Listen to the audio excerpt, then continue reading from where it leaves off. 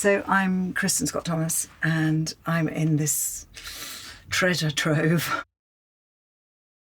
I'm going to start up here with this because the night porter, Charlotte Rampling, is a great hero of mine. And I've always meant to see this, but it was just one of those things that sort of never happened. But there are so many things that I just... Oh, Casque d'Or! That's brilliant. Simone Signoret. These actresses are just extraordinary. You know, Simone Signoret, she was just so beautiful and so sort of different looking. And it's very kind of... I like Jacques Becker anyway, but the photography and the style of the whole thing and the danger within it, I really loved that.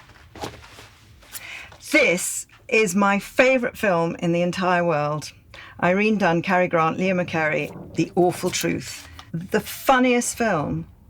And it's got this amazing sort of almost improvised quality to it. And it's just, she's just a genius of comic timing and freedom. They just feel so free. And so often in these films, at this period, everything feels a bit sort of tight and stifled and posed.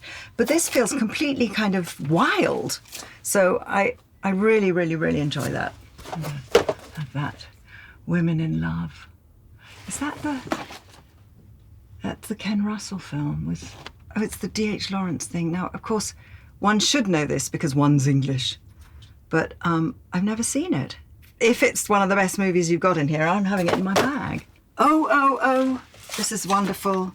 This is Louis Malle's first film. I can't imagine that his first film. I mean, it's just so brilliant. Elevated to the Gallows with Jeanne Moreau, who I adored. And is just so brilliant. And Maurice Ronet. Anyway, that's definitely going in. Actually, Purple Noon is one of my favourite films in the world, and it's always a sort of reference of mine. Again, Maurice Ronet. And Alain Delon, who was just amazing. Have you got any Melville? Le Cercle Rouge. I love Le Cercle Rouge. They've got this amazing scene that happens in just a field. You see this car approaching, fairly ordinary car, and it just goes over this really bumpy thing to this potato field. And he gets out and he smokes a cigarette, and then somebody else arrives. And it's just sort of endlessly fascinating. You just sort of watch this thing and you can't think, why am I looking at a car in a potato field? But it's completely brilliant. Oh, I've never seen this. I really want to see this. You can count on me. Yep, I've got to watch this. I love Laura Linney and Mark Ruffalo.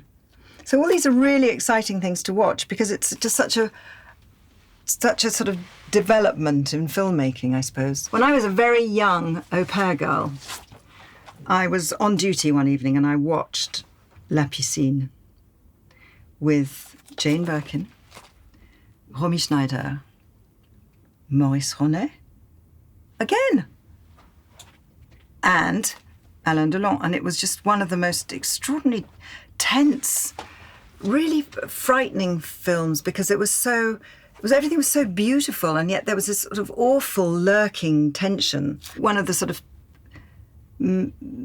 bricks in my sort of film education, I guess.